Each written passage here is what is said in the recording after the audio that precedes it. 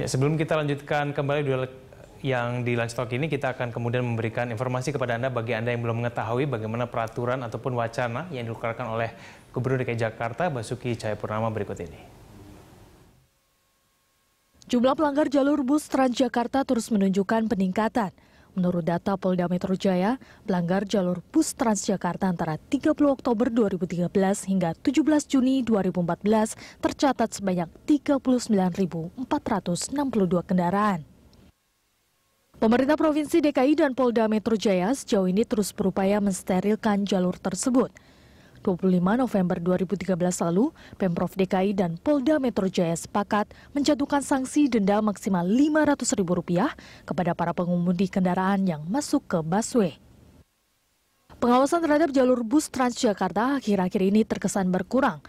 Banyak kendaraan baik pribadi maupun umum yang melalui busway untuk menghindari kemacetan. 29 Januari lalu, Gubernur DKI Jakarta Basuki Cahayapurnama atau Ahok mewacanakan mobil pribadi diizinkan melalui busway selama membayar retribusi. Ya, kembali kita lanjutkan dialog kita, Mas Izul. Kalau kita mencoba untuk mengevaluasi peraturan yang selama ini sudah dilakukan oleh Pemda DKI Jakarta untuk kemudian melarang kendaraan ini masuk jalur busway. Nah, ini kalau menurut Anda apa yang salah kok kemudian akhirnya Ahok malah mewacanakan sesuatu yang kalau menurut Anda tadi keluar dari orang yang frustrasi begitu? Ya, jadi memang kita lihat bersama bahwa memang penegakan hukum sekarang ini yang menjadi kunci ya. Jadi seberapa baik aturan itu, seberapa komplit, seberapa ya sempurnanya aturan itu, tetapi kalau memang tidak bisa dilaksanakan di lapangan, tidak bisa dikontrol pelaksanaannya, ya akan menjadi tidak efektif di lapangan.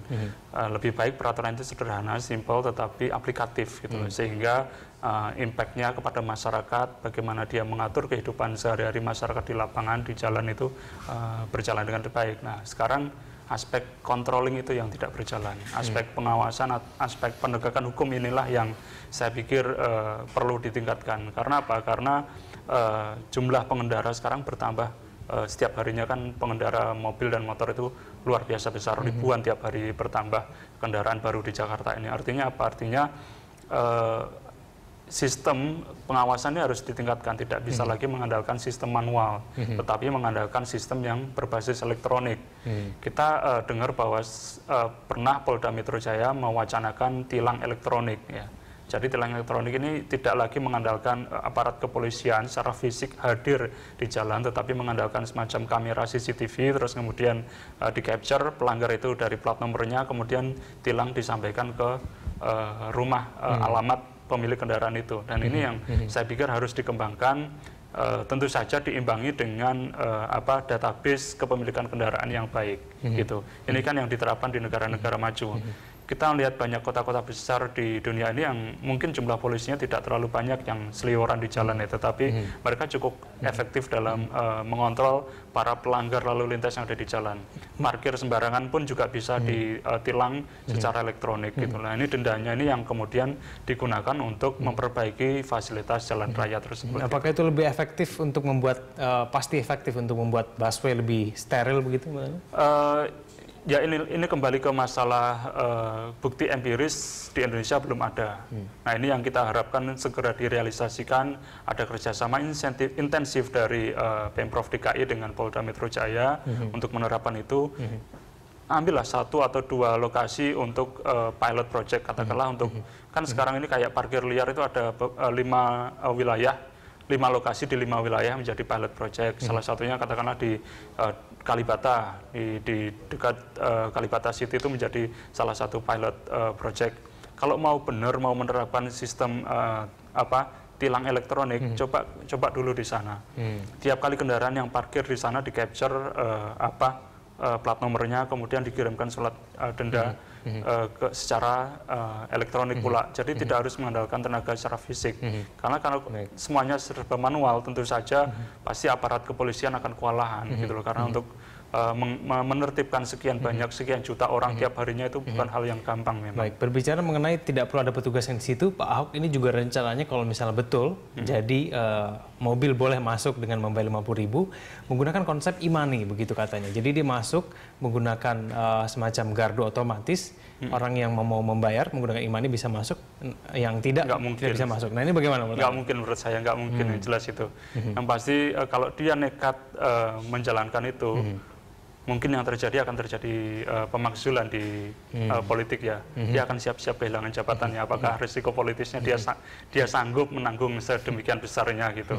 Saya pikir itu nggak akan terjadi. Saya percaya. DPR juga sudah tidak setuju begitu ya, Mas Yusril, mengenai hal tersebut. Kita bicara lagi kemudian, Ahok juga menyampaikan beberapa bahwa apabila betul nanti direncanakan, maka ini bisa menambah pendapatan asli daerah begitu. Ini bisa digunakan untuk bus-bus gratis, kemudian bisa untuk subsidi terhadap harga tiket Transjakarta. Nah, apakah ini berarti kalau konsep subsidi silang itu saya sangat setuju gitu loh. Tetapi bukan dengan mengkonversi jalur busway menjadi jalan berbayar, tetapi jalan regulernya lah yang harus berbayar gitu. Dengan menggunakan konsep ERP tadi, Electronic Road Pricing, itu yang sudah disiapkan undang-undangnya, disiapkan PP-nya, perdanya sudah disiapkan, tinggal implementasi. Kenapa itu tidak dilaksanakan dulu? Kenapa harus mewacanakan jalan berbayar untuk jalur busway gitu loh? Ini yang saya nggak habis pikir kepada gubernur kita yang satu ini. Mas Yusril, adakah kemudian cara lain untuk menambah pendapatan asli daerah selain itu? ERP itu tadi ERP, kalaupun ERP itu dilaksanakan, saya pikir pendapatan daerah akan meningkat secara drastis gitu loh. Bisa ratusan miliar tiap tahun, bahkan mungkin akan menyentuh angka triliunan tiap tahun dari hasil perhitungan para pakar yang sejauh ini sudah dilaksanakan. Itu saja diterapkan, nggak usah aneh-aneh gitu loh. Kalau memang ERP mau diterapkan, saya percaya banget bahwa itu akan bisa meningkatkan pendapatan daerah, kemudian uangnya bisa digunakan untuk membeli bus dalam jumlah yang sangat besar, memperbaiki infrastruktur yang dibutuhkan agar orang dengan suka hati berpindah ke angkutan umum. Karena apa? Karena angkutan umumnya sudah aman, nyaman, bisa istilahnya reliable, bisa diandalkan gitu. Dia datang tiap menit bisa datang gitu loh. MRT-nya pun nanti yang sekarang sedang dibangun juga akan menjadi lebih sering datang gitu loh. Jadi orang tidak perlu lagi capek-capek menyetir gitu atau menggunakan sepeda motor untuk dan menghabiskan banyak bahan bakar, itu nggak perlu lagi. Ini juga menambah kemacetan begitu ya, nanti orang bawa mobil pribadi. Baik, Mas Yusril, kita lanjutkan lagi dulu kita di segmen berikutnya. Pemirsa tetaplah bersama kami di Lunch Talk.